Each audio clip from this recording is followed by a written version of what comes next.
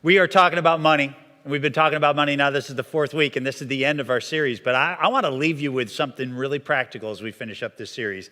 I want to give you some tools today that will enable you to live out the life of the steward. Because this is what happens. I get people so excited about this. I'll get people come up to me and say, Mike, our family's decided to start tithing. This is what we're going to do. We're going to start giving to God, and we're going to start doing this. And they're all excited, and hey, I'm excited for them.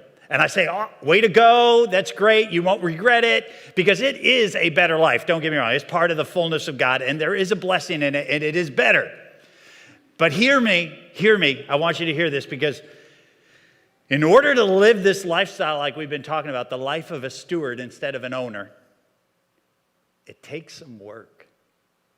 There's actually some transitions. There's some changes that have to take place. And they can be really significant, and they take some work. So the experts say that we basically use money in 5 ways.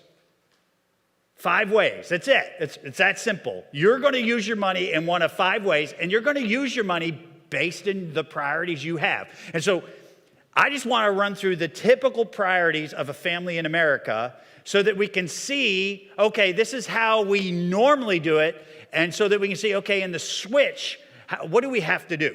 So basically, when we get a paycheck, we're like, woohoo, I got paid, and we get excited, and we're like, okay, finally I can get that pair of shoes I saw, right? I saw those, and I'm excited about those, or finally I can get some new gear, or I can get that new video game, or hey, there's a new car, a new phone, whatever. We get excited and we say, I've got resources. Let me go use those resources. And we just get excited about spending and doing the next thing, whether it be going out to eat at a nice restaurant, seeing that movie, whatever it is.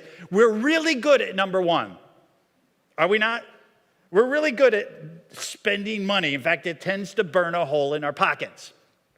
Well, we're so good at number 1, by the time we get to number 2, 2, priority-wise, is we then pay the debts. And we're so good at number 1, typically when we get to debts, we only pay minimums because that's all we can afford. Now, the credit card companies love us for it. They want us to pay minimums because they want to string us along with that principle forever. Now, hear me. This is the stat, and it's shocking. The average family in America pays credit card companies over $1,000 a year just in interest. That's the average American family. So if you're not paying that interest, that means other families are paying more, right? Over $1,000 a year just goes in interest. That's why they can give you 1% or 2% back. Right? Oh, here's 1%, here's 2%. Or they will totally wipe out those fraudulent charges for you that you didn't make because they can totally afford to. They're making a killing off of us that have debt. And so when step 2 arrives, our attitude is like, I need to pay my debt, but I've done 1 so exuberantly that I really can't afford to pay my debt more than the minimums, and so we just make that minimum payment on our credit cards. But there's more than that in our debt pile, right? We have card payments. We have school loans, do we not? Some of us have huge amounts of school loans. Some of us have mortgages on our houses. There's this debt pile. And we do number 2 as number 2, not because we're excited about, oh, goody, I get to pay my debt. But we do it to guard ourselves. It's self-preservation. We want those cards to work when we go to the mall. We don't want them declined. We don't want the repo man coming and taking our car. We don't want to be kicked out of our homes, so we pay our debt because, hey, it's safer that way. But typically, the average American family, we spend it first, we pay our debts, at least minimums, second, and then third, we pay our taxes. Now, some of this is taken out in our paychecks, right? So this is kind of transparent to some of us. But if not, we know we got to pay our taxes. And again, this is a self-preservation move because we don't want Uncle Sam knocking on our doors. We don't want the IRS sending us nasty letters and calling us in for an audit, right? So we pay our taxes, again, not because, oh, goody, I really like to pay my taxes, but hey, I really got to guard myself, so I pay my taxes. So those are the first 3.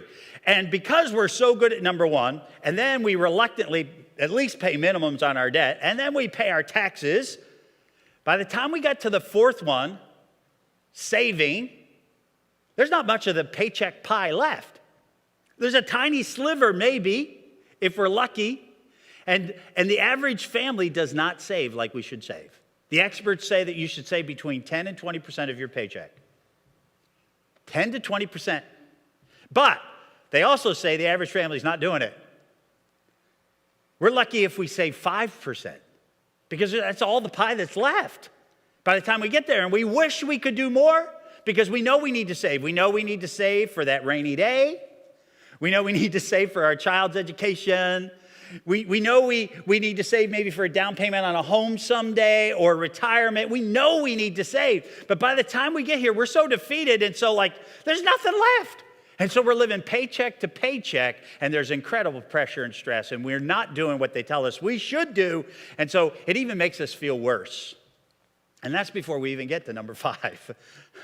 And number 5 is when we finally start thinking about charity, about giving some of it away, giving some either to some noble cause or to God.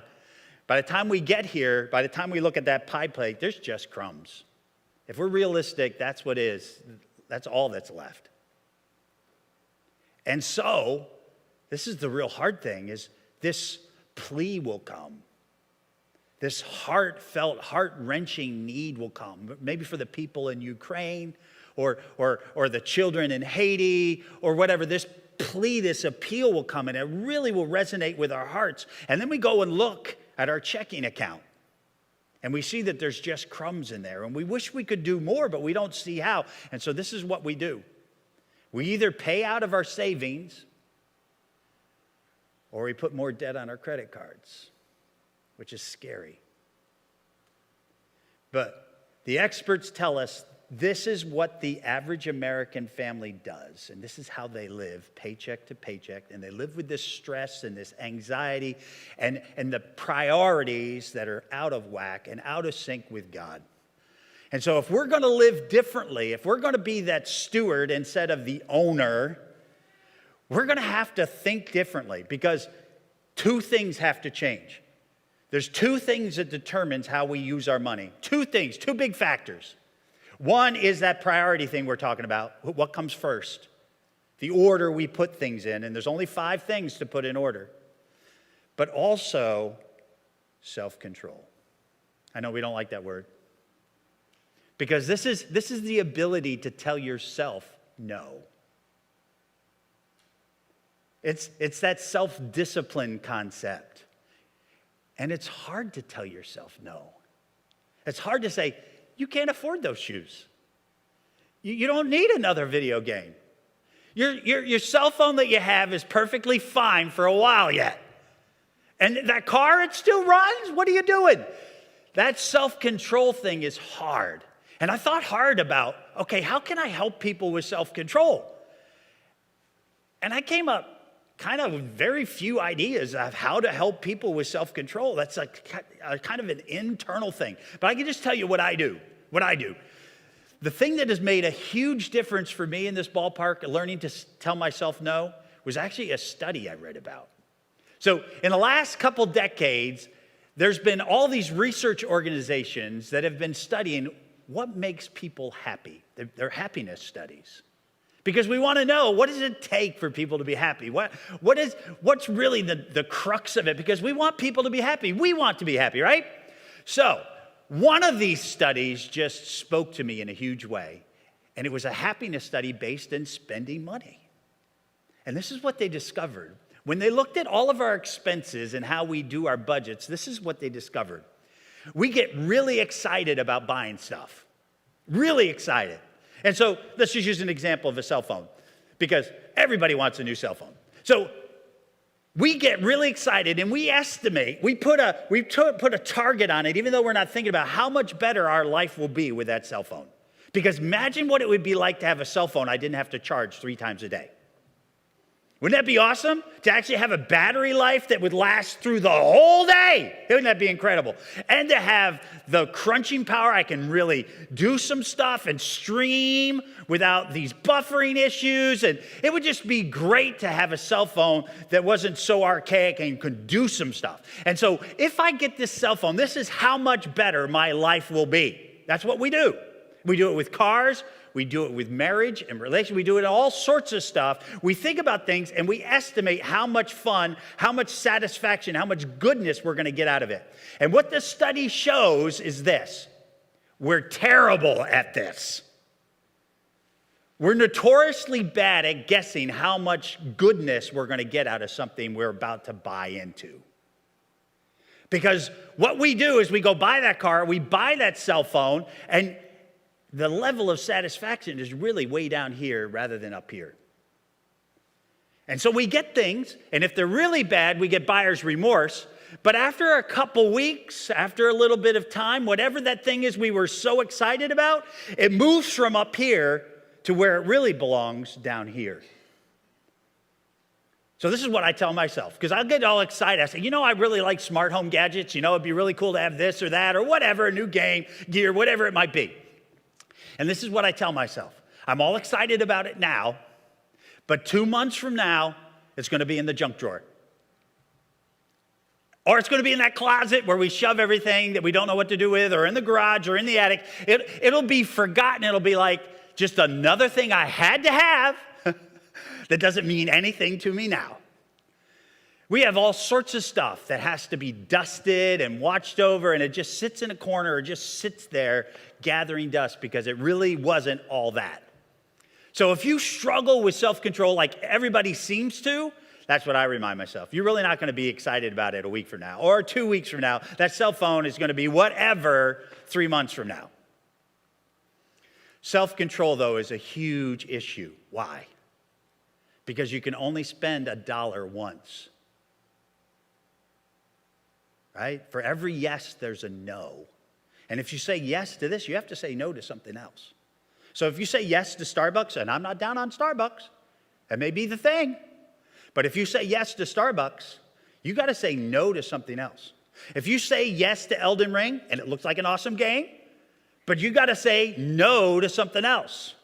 You can only spend $1 once. And so if you're going to become a steward, if you're really going to buy into this whole new paradigm of doing finances, you got to get both of these things. You got to align your priorities with God's priorities, and you got to get some self-control because you got to start spending the way God wants you to spend, which means saying no to yourself. So how do we do this? I want to study priorities this morning and give you kind of this toolkit so you can make this transition. And the way I want to do it is I want to look at a passage that Jesus gave us in Matthew chapter 7. Matthew chapter 6. So it's in the Sermon on the Mount. It's in Matthew. Matthew's my favorite gospel. The Sermon on the Mount is by far my favorite section of Scripture. I don't know why I love it so much, but you'll see I come back to it a lot because there's so much in there that speaks to me. But Jesus talked about money a lot. And he talked about it even in the Sermon on the Mount. And we're going to pick up this whole section about how do we adjust our life here in Matthew chapter 6. And we're going to look at a verse we already looked at. And it'll set the stage for really what comes after where we really want to go. So Matthew 6, verse 24, this is what Jesus says. He says, no one can serve two masters. You just can't do it. It's impossible. You can't have two lords. Either you will hate the one and love the other, or you will be devoted to one and despise the other. You cannot serve both God and money. So what is he saying? He's saying this: priorities matter. It may not look like it, but think about it. That's what he's saying. You can only have one thing at the top of the list. What is that? Priorities. You can't have two things at the top of the list. You can't have God and money at number one. He's saying it's absolutely impossible. You can't serve both God and money. And so in order to switch things around, we can't be like the average American family. We got to be different. We got to be holy. We got to be set apart. We got to be distinct. We got to think different. We got to have different sets of priorities. We got to have a different number one. You cannot serve both God and money. Both can't be number one in your life. And so you're going to have to choose. You're going to have to make that decision, set some priorities, and then have that self-control and to stick with those priorities. But if you do, you will find that lifestyle that will be truly, truly, truly blessed, and you'll be happy you did. So what is he saying?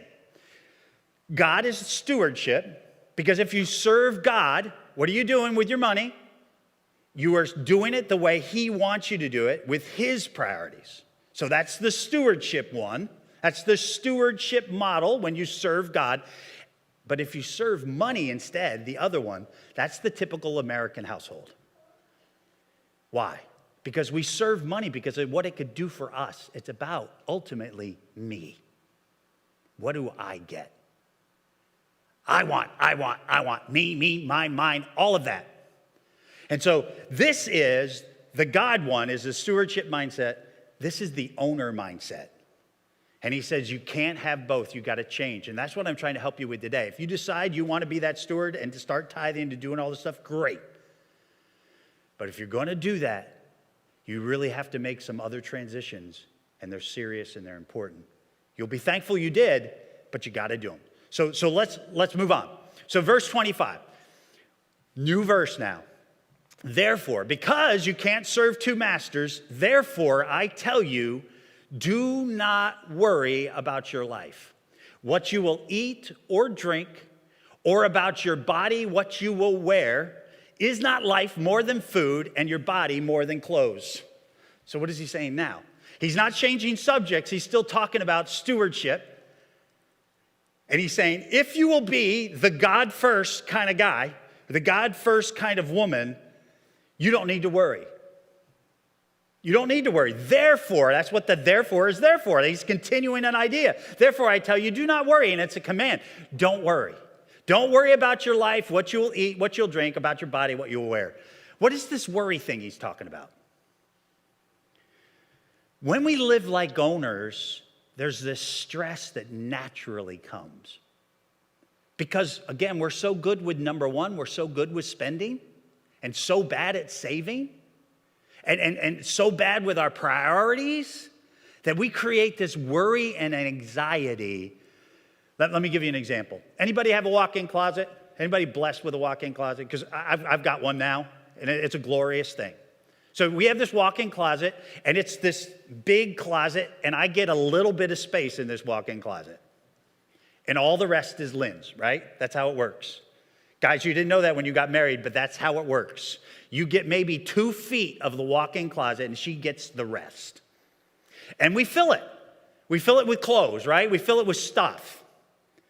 And then, even though you have a walk-in closet with all of these clothes in it, this is what you'll hear come out of your mouth and come out of your spouse's mouth. You ready for it? I've got nothing to wear.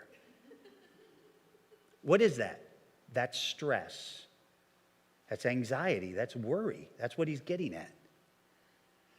When we're in our owner mentality, when we're owners, it's about image. It's about status.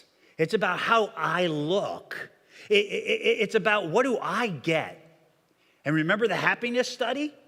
You go to the mall or you're looking online and you see that outfit and you're like, wow, I'd look good in that. That would be really stylish for whatever event you're thinking about. You say, I want that outfit. And so you buy it. You splurge and you get it and you put it in your closet. And when that event comes around, you wear it.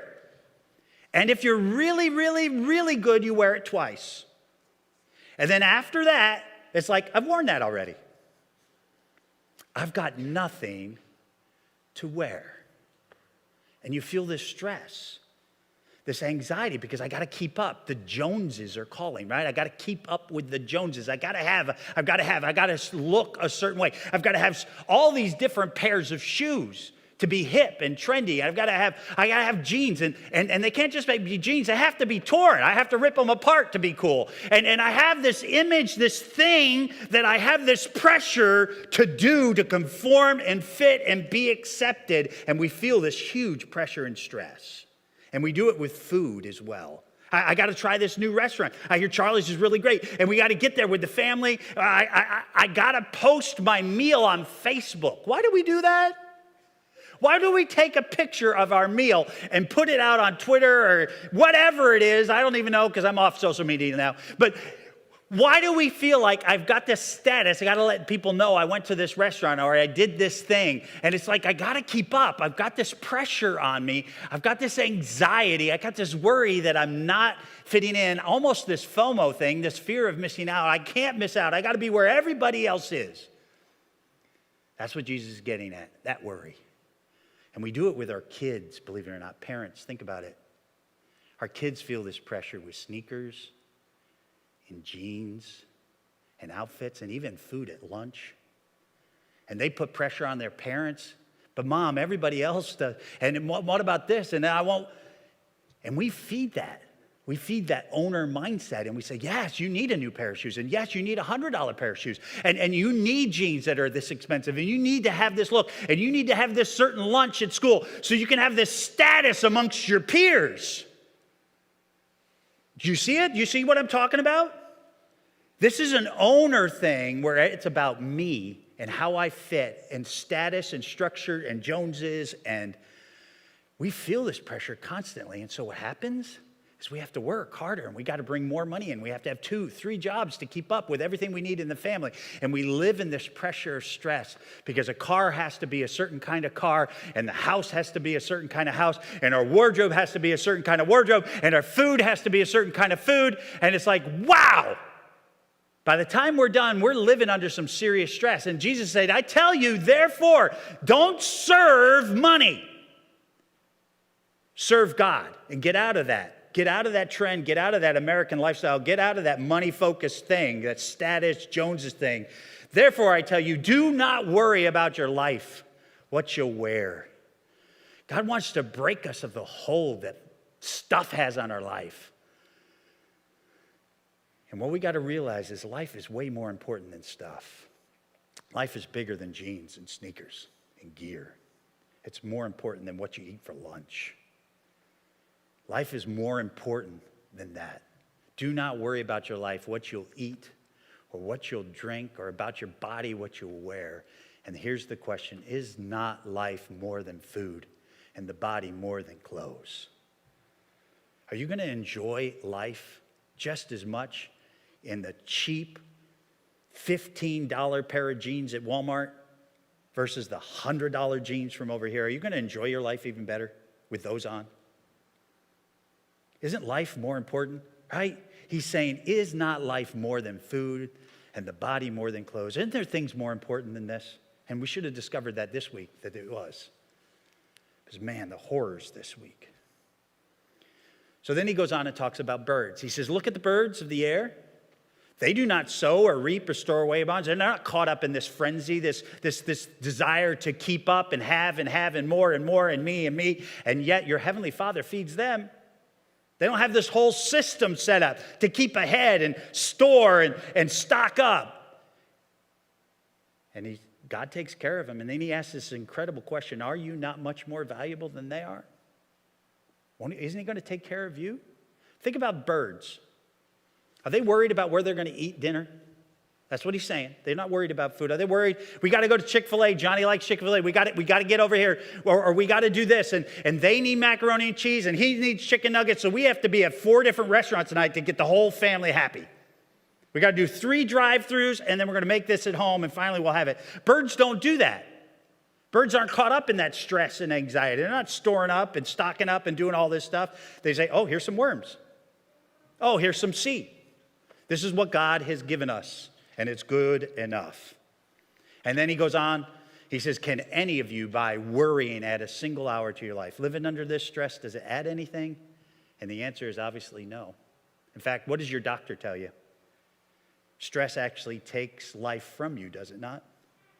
That stress of keeping up, status, it's actually taking life from you. That's where heart disease and high blood pressure, even cold sores, right? All this stuff flows from anxiety and stress, and it's bad for us.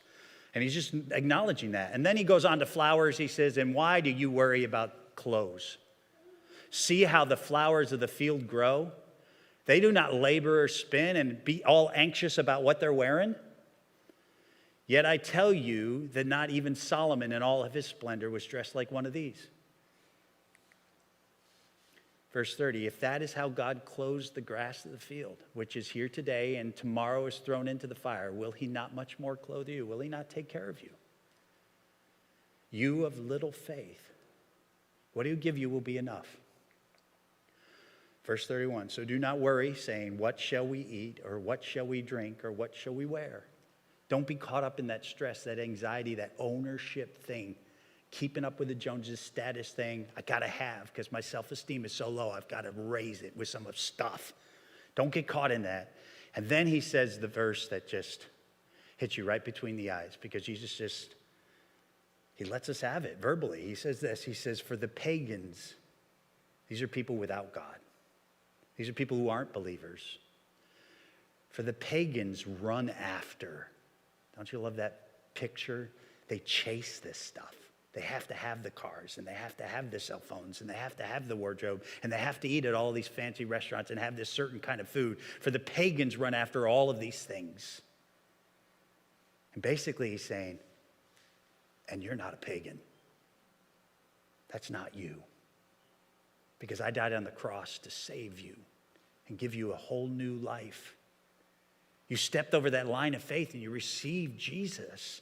You stepped into a new life, a new way of existing. And it's not like the world's. We're supposed to be distinct. We're supposed to be holy. We're supposed to be set apart and not caught up in these things. And he's saying, this is what the pagans do. In other words, so why are you doing it? Why are you getting caught up in it with them? Why are you getting sucked into this lifestyle? I know the commercials are everywhere. But he said, for the pagans run after all of these things, and on top of it, your heavenly Father knows that you need them. What does that mean? I mean, God knows what you need. And the implication is, and he's going to take care of it. So this is the thing that's hard, is breaking this hold of this whole cultural push, this whole cultural dynamic that makes us strive and makes us yearn for this next thing and more. He wants us to break out of it and live in a whole new way that's holy and distinct and different, but that brings fullness and allows us then to make a difference and store up treasure in heaven and have an impact in the world.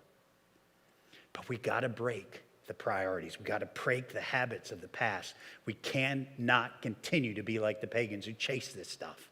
We got to be different. We got to be distinct. And that's when he gives us the breakthrough verse. This is the memory verse. This is the verse that so many people have just put in their minds and hearts because it is so powerful. And what does he say? He says, but seek first. That's about priorities, is it not?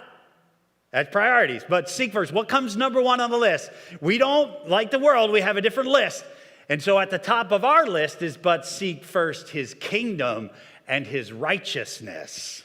That's what we do. That's different. That's totally distinct. It's no longer about how cool I look in my whip, my drive that I got, or how cool I look in these sneakers. It's like, what about the kingdom? What about reaching people for Christ? What about growing people in Christ? What about his kingdom, not my kingdom? Because that's what an owner is about. Those who worship money, it's about me. It's about my kingdom. What do I get? That's why we're so good at number one, spend, spend, spend, spend, spend. What do I get? What do I get? He said, no, that's not how a steward thinks. Steward says, first, it's his kingdom and his righteousness. What does that mean, his righteousness? That means doing right, living right.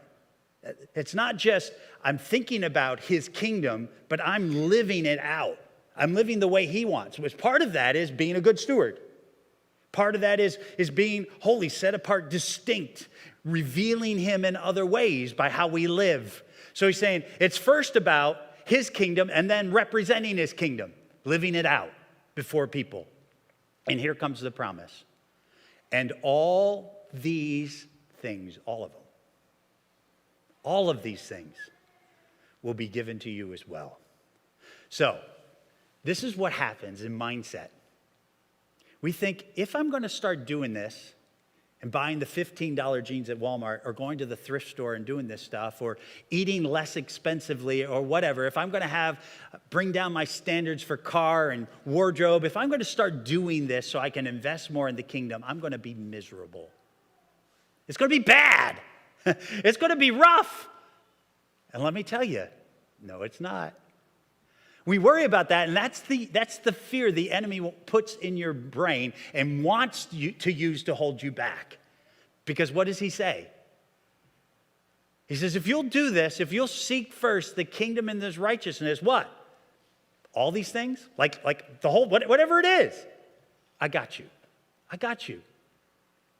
I'm going to take care of you. You'll have clothes. You will have food. You will have drink. You will have everything you need. For, what did he tell us just a while ago? Your heavenly Father knows what you need. And he's going to make sure you have it. It's a great promise.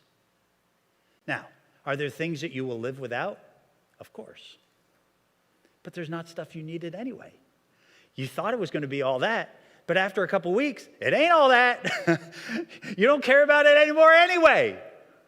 But instead, now you've used resources that you've actually invested in other people, invested in the kingdom, and stored up treasure in heaven, plus had the impact here.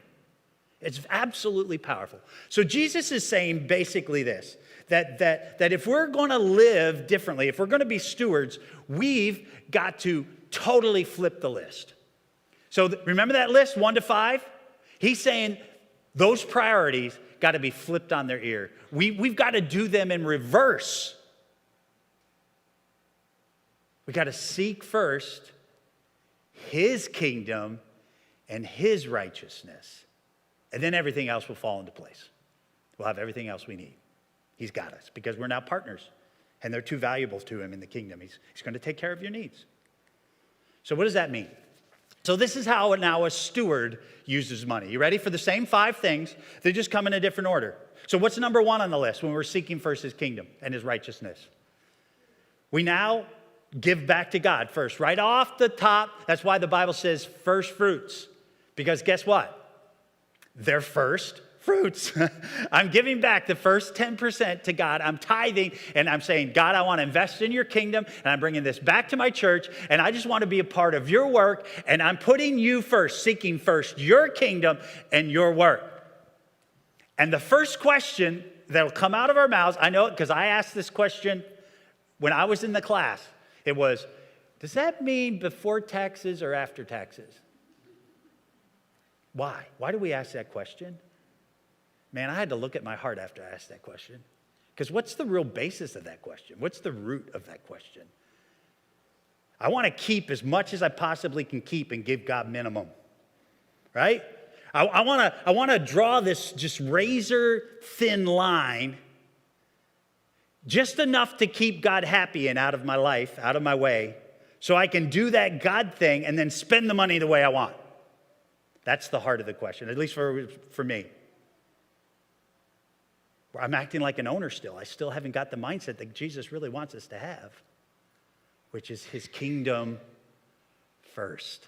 Not your kingdom first, his kingdom first. But to answer the question, because it's an important question, it's first fruits. It's before taxes. It's the whole tithe, as Malachi says. And you can't do the whole tithe and first fruits if you're doing it after taxes. So yes, you give the first to God. You give that first 10% and you give it to God. Now think about it this way. Let's say you and I are just getting to know each other and we invite you over to our house. And we'd love to have everybody at our house. And if things were different right now with Lynn's Alzheimer's, we'd love to do a lot more of that stuff. But let's say we invite you over to the house. This is what we would do because this is what we've done. We'd be excited you're coming. We would go to the grocery store and we would buy ingredients and we would make you supper. And we would never, ever, ever, ever treat you like a guinea pig. Meaning we aren't going to try some new recipe on you as a visitor. That's crazy. We loved you too much to do that to you. So we're going to go to a tried and true recipe. We're going to make dinner, right? Fresh, right before you come. It'll be fresh. It'll be hot. And guess what? Real plates, right? Ceramic, not paper. Why? Because you're special. You're coming to visit. We're getting to know you. And guess what? Real silverware, metal, right? Not the plastic. And we will actually put the food in serving bowls, right? We won't put the pots on the table like we do for ourselves. Your company, you're special. We're going to go all out for you, right? That's what we're going to do. And that's what normally we do. But think about this, how atrocious this would be. Let's say you're having somebody come for dinner, and what you do is 3 days before you have a banquet for yourself. And you just pig out. You have steak and lobster, and you just gorge yourself. You just, and you just take it all in, and you eat everything you want, and everything that's left over you put in Tupperware. Leftovers, right? And then you come over to visit on the weekend, and we're like, oh, you guys showed up. It's great to have you. I think I might have some food in the fridge. Let me see. Oh, here's some leftover beans from Tuesday. Here, have some of these. And we plop it down in front of you, get you a plastic spoon and say, here you go. Have some leftover beans. Would you feel loved and appreciated? Would you feel like we were excited that you were coming? Why do we do that with God? Because in the normal American family, spending comes first and we gorge ourselves. And finally, at the end, God gets what's in Tupperware. If there's anything left over, that's what we give God. It's absolutely horrendous and horrible. He's the one that gives us our paycheck. And so we've got to switch things. And out of gratitude and thanksgiving, we now get the leftovers. Who's the one, if you visit, who's the one that gets to eat leftovers? Me. Because you got first, and the leftovers go in the fridge, and that's going to be my lunch for a couple days. And I get the leftovers, you get first. And the same thing's supposed to be for God. So God gets first. And we just put him first. We do our tithe thing. We give back to the kingdom. We seek first his kingdom and his righteousness. And then what do? We save it. You say, Mike, isn't that kind of self-serving? Let me tell you, God wants you to save. And there's a bunch of passages on this. Let me just give you one. Proverbs 21:20 says this. The wise, and that's what we want to be, is wise stewards. The wise store up. You see that? The wise store up choice food and olive oil, but fools gulp theirs down. They do all number one, right? They all spend it, and they don't have any savings. The experts say we're supposed to save between 10 and 20% of your monthly income. Think about that. 10 to 20% of your monthly income is supposed to go in savings for that rainy day. And most families in America, unfortunately, are not doing that. They're not ready. They're not prepared. And God wants you to be prepared. He tells you to be prepared. He says it's wise. So be wise. Save. I'm amazed here at our organization. We have all sorts of employees thanks to the school, and we offer matching. We offer that if you'll save a certain amount, we will give you free money. We will match that amount. And I'm amazed how few people do it. It's free money, and they don't take it. So if they put 5% and your employer puts in another 5%, guess what? You're already at 10. And you've only had to put in 5 to get to that 10. Use that free money. Save. You're going to need this for the future. There's going to be that rainy day. There's going to be that time you lose your job. There'll be that school that you want to send your child to. There will be all sorts of things going on. Your car will break down, and you're going to have to buy another one. Save. Please save. Please. This is going to kill people long term. Save. Put that 15% away and save. And then going with that, number 3 is pay off your debts. Now, this is going to be painful, but I'm going to say a couple things, but they will help you if you'll listen. Do not, if you can help it in any way, do not get a loan for a car. Do not get a loan for clothes. Don't put them on credit cards. That's a loan for clothes. Do not get a loan for McDonald's. Don't put McDonald's on a credit card. Don't get a loan for these things. The experts say there's really only 2 kinds of debt. There's good debt and bad debt. It's really complicated, right? Good and bad. Good debt is for things that go up in value over time. They appreciate. And typically real estate is in that category. Not always, but typically, historically, you invest in real estate, it's going to be worth more later. So it's an appreciating asset. And they say that's a good debt because it's worth more than when you bought it. Stuff that declines in value, that depreciates, right? That's a bad debt. The experts say do not go into debt for that. That's a car. That's food, that leather jacket, right? That video game. It's going to be worth less 6 months from now than it is today.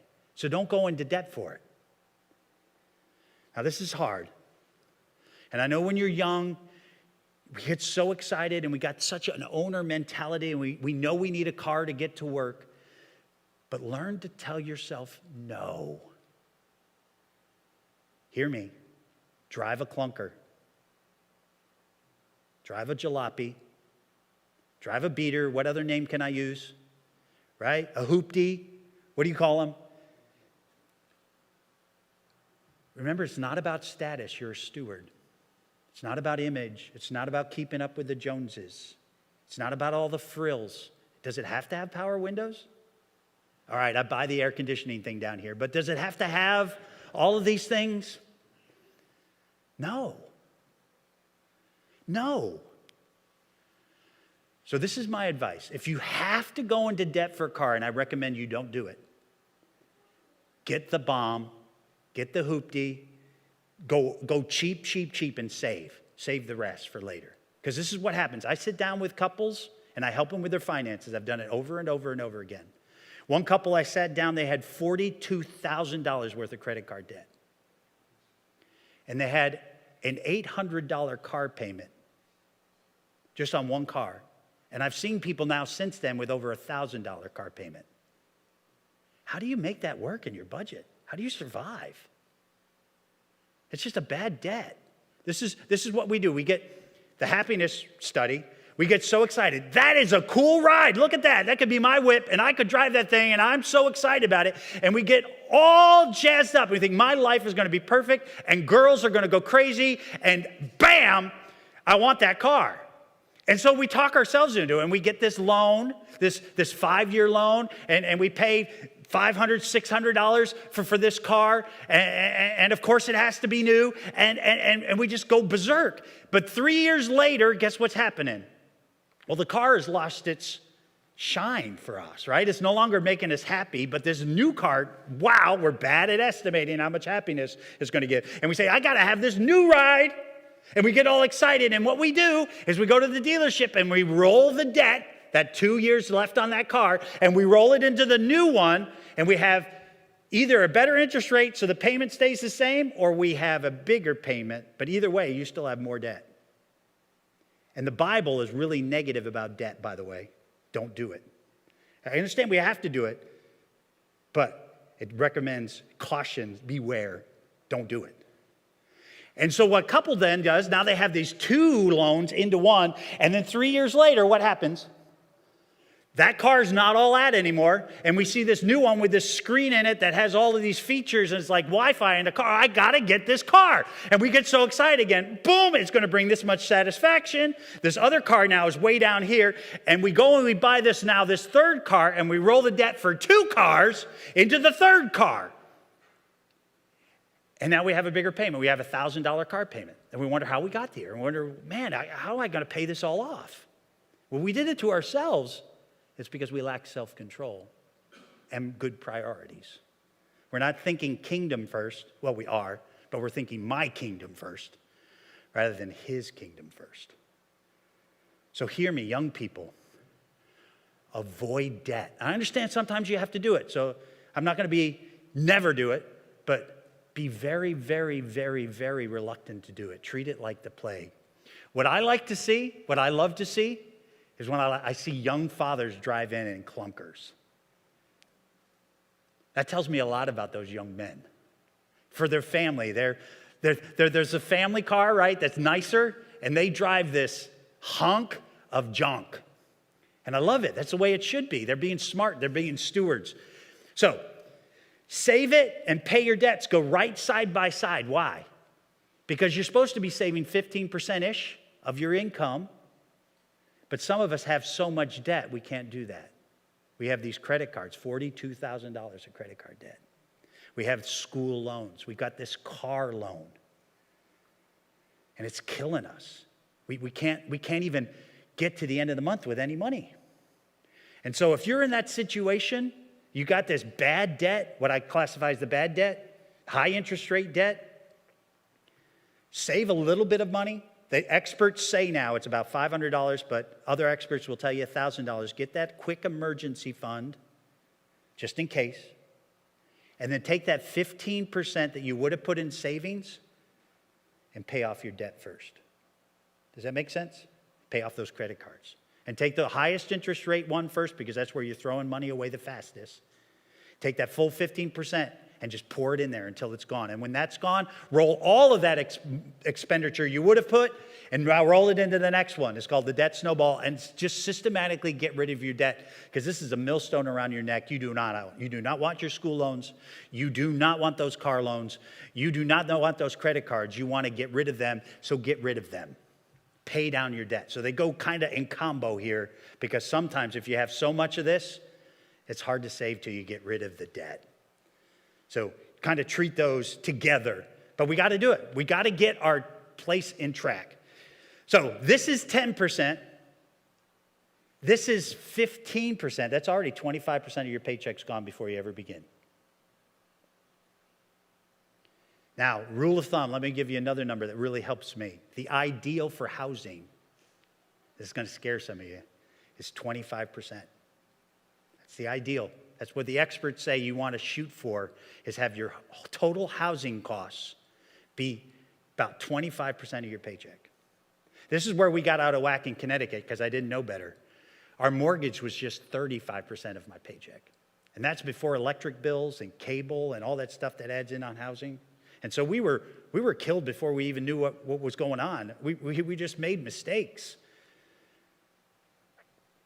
By the time you throw in housing costs, which is ideally at 25%, you got 10, you got 15, you got 25% for housing, you're already at 50% of your paycheck. And you haven't paid for medical insurance yet, right? You haven't paid for food yet. You haven't paid to go see Dr. Strange yet, right? So you can see how fast the money goes. And so you want to be in a place where you actually live in margin, where you actually have more money at the end of the month than you have expenditures. Yes, you can live there. That's where actually God wants you to be, but you got to keep things in order. So give, save, pay your debts, and then, of course, please pay your taxes. God wants you to pay your taxes. Jesus said, give to Caesar what is Caesar, and be honest about it. Pay your fair share. Whatever's legal, pay that amount. I'm not saying you should give more, but I'm saying you should be honest about it. Pay your taxes, and then last, now you're free to spend. That's how it works. As a steward, doesn't that make sense? I do all the things that God tells me to do first. He told me to give. He told me to save. He told me to pay my taxes. And he said, get out of debt. Don't be in debt. So now I have whatever's left at the end of those 2 weeks or the end of the month. This is what we have to live on. And so it wasn't a strange thing for Lynn to come, because Lynn did the finances for us. And we kept this ledger. Now, the best tool in the world, mint.com. It's free. It'll do budgets for you. It'll do your ledger. What's a ledger? Ledger is just, what are my expenses for the month? And what did I spend it on? How much money did I spend on food? How much did I spend on clothing? How much did I spend on entertainment? So you can keep track of these things and create a budget out of it. It wasn't unusual for Lynn to come and say, okay, we have $70 for 2 weeks. Because we did everything the way God wanted us to, and we had $70. And we're like, okay, we got to make $70 survive for 2 weeks. And you just make it work. If that means beans and rice, then it's beans and rice for every meal. If it's ramen noodles, it's ramen noodles. If it's mac and cheese out of a box because they're a quarter, okay. But the point is, you have to live like this for a while till you get everything back in track. You get your housing expenses where housing expenses need to be. And you get rid of your debt. And after, it took us a couple years to get a feel for this, to get where we were. And now we live in margin. We live in margin. We have more money at the end of the month than we have bills. And so we're paying off our mortgage at a rate. We're on a 10-year plan for our mortgage instead of a 30-year, because it's debt, and we want to get rid of debt. But the point is, you can be in that place, and what it is freedom. It's freedom, because you've learned to control yourself. You know how to tell yourself no, which is hard. I get it. But this whole tithe thing is this training. It's like this school. It's this way we systematically fight this stuff barrier. And we learn to live with what we get, what God provides. And so what happens is we learn to control ourselves, and then we live in margin, and we don't live in debt. And then God is blessing because we've given to his kingdom, so our marriages are happy, and we're doing better with our family, and we're making an impact, and we're storing up treasures in heaven. So there's this joy that goes with it. And it's like, this is fullness. This is where we get to live. And it's better. Trust me, it's better. But this takes work. This takes an adjustment. And for some people, it can take years. It took us a couple years. But now that we're where we are with the margin, we're like, this is the way to do it. So if God said right now, I want you to become a missionary in Guatemala, could you do it? Or would you have so many financial issues you couldn't obey God? Or if God says, I want you to invest or start this ministry in the States, could you do it? Or you have so many debts and so much stuff going on in your life, you can't afford to obey God. This is where freedom comes, because we're not only free from debt, but we're free to do anything God tells us to. It's absolutely, absolutely powerful. Seek first his kingdom and his righteousness, and all these things will be added to you as well. So one last story. So God called me to plant a church in Beaufort, South Carolina. I don't know why Beaufort. I had never even heard of Beaufort before he called us to plant a church. And me and a buddy, a guy named Chad, felt called to go plant a church. And it turned out to be a church for bikers primarily. People wearing leather, piercings, and tattoos. It was an interesting place to be. So we had to move there to plant this church. But we're really nervous because we're like, we don't have any money to plant this church. We've gone through all the convention stuff, and we're getting a little money. And when we tallied it all up, we each had about $1,000 to move to Beaufort to get going. $1,000 is all we had. And we're like, God, how are we going to do this? We prayed about it. We knew it was God's. It was seeking his kingdom and his righteousness. And so we just committed to do it. And so we started spreading the word. And this businessman living in our community came to visit me one day. And he brought me a check.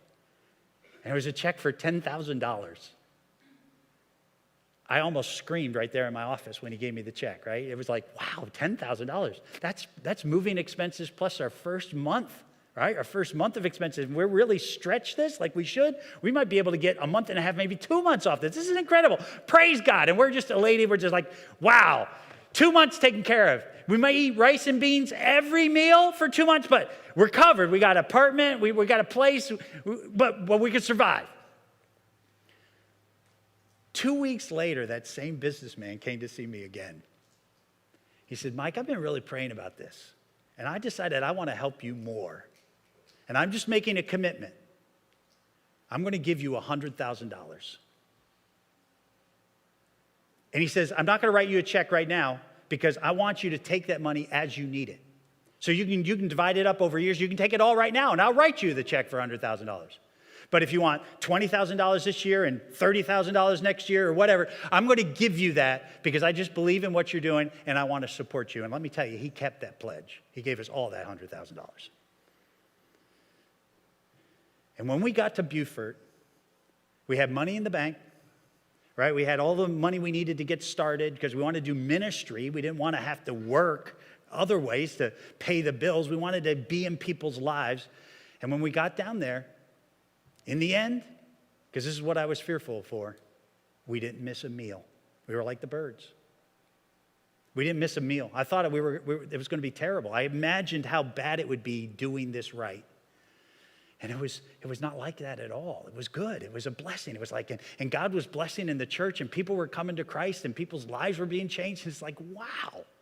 And then God provided in huge ways financially, and it's like, so don't buy into the lie that this is going to be bad, that this is going to be horrible, that you're going to hate this. Those first years planning a church was the most exciting adventure I've ever been on, and I loved it. And God took care of us every step of the way, and we had all that we need. Because if you seek first his kingdom and his righteousness, all this other stuff, we added to you as well. So do it. join the adventure. If you need help, you need somebody to sit down and sit at the kitchen table, do it. Get on Mint.com. Use that tool. It's free. Hey, Dave Ramsey, great website. Crown Financial, incredible website. They're both good Christian perspectives on money with good tools. Get out there, do it, make it happen. You will not regret it. But you got to change your priorities and you got to learn some self-control. But in the end, you'll be thankful you did. Let's pray. Lord, we do praise you this morning. We thank you that you are so good. You are so good to us. You have blessed us in so many ways. We thank you for the jobs we have, the paychecks that roll in, the food we get to eat, and just, Lord, you have blessed us with a roof over our head and a place to sleep. Lord, we thank you for that, for taking care of us. Lord, help us now as we think about this huge transition of going to tithing and giving and living differently, flipping the list and being a steward rather than an owner and seeking first your kingdom and not ours. But Lord, help us as we do that. Help us to tamp down that fear. Help us to live in faith. Help us to change our priorities so we really do think first your kingdom and your righteousness. And Lord, help us to learn to say no to ourselves. And then, Lord, give us that fullness, that vitality, that margin, that debt-free existence, that freedom to do whatever you tell us to do because we have no other shackles on us. Lord, help us to live there, knowing we're making a difference for all eternity and making an impact here and storing up treasures in heaven and just joining you and obeying what you've told us to do. Help us to flip the list and help us to live there. Not just be a flash in the pan idea that we thought we would do, but something we actually stick with and grind it out until it becomes just a way of life. Help us to do that and help us to enjoy living there. Thank you. We ask this in Jesus' name. Amen.